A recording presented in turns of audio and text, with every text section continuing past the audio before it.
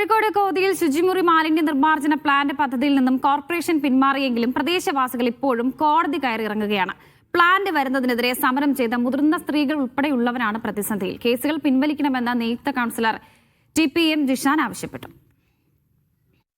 2 കൊല്ലം കഴിഞ്ഞ് നടക്കാൻ തുടങ്ങിയിട്ട് കേസിനിങ്ങനെ പോകും വരാ, ഇതന്നെ ഒരു പണി. കേസിനൊരു പരിഹാരവും ഇതുവരെ കണ്ടിട്ടില്ല. കോടതിയിലേക്കുള്ള ഈ യാത്ര കോതിക്കാർ തുടങ്ങിയിട്ട് വർഷങ്ങളായി.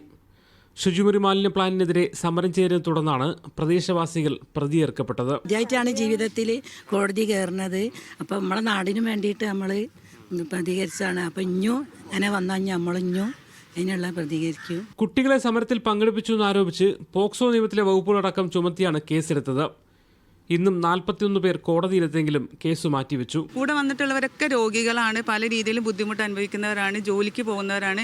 അപ്പോൾ ഈ ഇടയ്ക്കിടയ്ക്കുള്ള കേസുകൾ കാരണം അല്ലെങ്കിൽ നമ്മൾ വിളിപ്പിക്കുമ്പോൾ നമ്മൾ ബുദ്ധിമുട്ടുകൾ ഒരുപാട് കൂടുതലാണ്. ജോലി ക്യാൻസൽ ചെയ്തിട്ട് വരണം. ചിലപ്പോൾ വീട്ടിൽ ഭാര്യയും ഭർത്താക്കന്മാരും 2 പേരും ആ ജോലി ക്യാൻസൽ ചെയ്താണ്. ചിലപ്പോൾ ചെറിയ കുട്ടികളുണ്ട്. അപ്പോൾ അവരൊക്കെ നമ്മൾ കൈകാര്യം ചെയ്യുന്ന രീതി കുറച്ച് ബുദ്ധിമുട്ടുള്ളതാണ്. ജനങ്ങളുടെ പ്രതിഷേധത്തെ തുടർന്ന് പ്ലാന്റ് മറ്റൊരു സ്ഥലത്തേക്ക് മാറ്റിയെങ്കിലും സമരക്കാർക്കെതിരെ എടുത്ത കേസുകൾ പിൻവലിച്ചിട്ടില്ല. ആ സ്ത്രീകളെ വീണ്ടും വീണ്ടും കോടതി കയറ്റുക എന്ന് പറയുമ്പോൾ അവർക്കുണ്ടാകുന്ന മാനസിക പ്രയാസങ്ങൾ, മാനസിക സംഘർഷങ്ങൾ, ആ മാനസിക സംഘർഷം ഒരു സ്ഥാനാർത്ഥി എന്ന നിലയ്ക്ക് ബോധ്യപ്പെട്ടതിൻ്റെ അടിസ്ഥാനത്തിലാണ് ഒരു വാഹനം അവർക്ക് വേണ്ടി കോടതിയിലേക്ക് കൊണ്ടുവരികയും തയ്യാറാക്കുകയും കോടതിയിൽ കൊണ്ടുവരികയും അതിനുശേഷം ഇങ്ങനെ ഒരു ചെറിയൊരു മാനസിക റിലീഫ് കിട്ടുന്നതിന് വേണ്ടിയിട്ട് ഇങ്ങനെ ബീച്ചിൽ വരികയും നമ്മൾ ഒരുമിച്ച് ഒരു ഐസ്ക്രീമും ചായയൊക്കെ കുടിക്കുകയും ചെയ്ത് ഒരു പാട്ടൊക്കെ പാടിയിട്ടാണ് ഇപ്പോൾ അവർ പിരിഞ്ഞു പോയിട്ടുള്ളത്. അതീവ ഗുരുതരമായ വലിയ കേസുകളൊന്നും അതിൽ ഒഫൻസ് ഒന്നും അതിലില്ല. അതുകൊണ്ട് സർക്കാരിന് വേണമെന്ന് വെച്ചാൽ ഈ കേസ് അവസാനിപ്പിക്കാവുന്നതേ ഉള്ളൂ. കോതി ആവിക്കൽ പ്ലാന്റ് വിരുദ്ധ സമരങ്ങൾ തെരഞ്ഞെടുപ്പ് വിഷയമായതോടെ തീരദേശത്തെ ഏറെക്കുറെ എല്ലാ വാർഡുകളിലും LDF പ്രതിഷേധ ചൂടറിഞ്ഞു. മുഖദാർ വാർഡിൽ നിന്നും ജയിച്ച TPM ജിഷാൻ സമരക്കാരെ ഇന്ന് പ്രത്യേക വാനിൽ കോടതിയിലെത്തിച്ചു.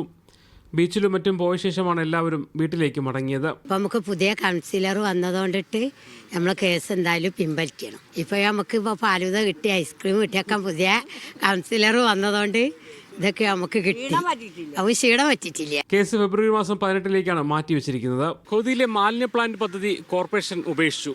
എന്നാൽ അതുമായി ബന്ധപ്പെട്ട സമരത്തിന്റെ കേസുകൾ ഇപ്പോഴും തീർന്നിട്ടില്ല.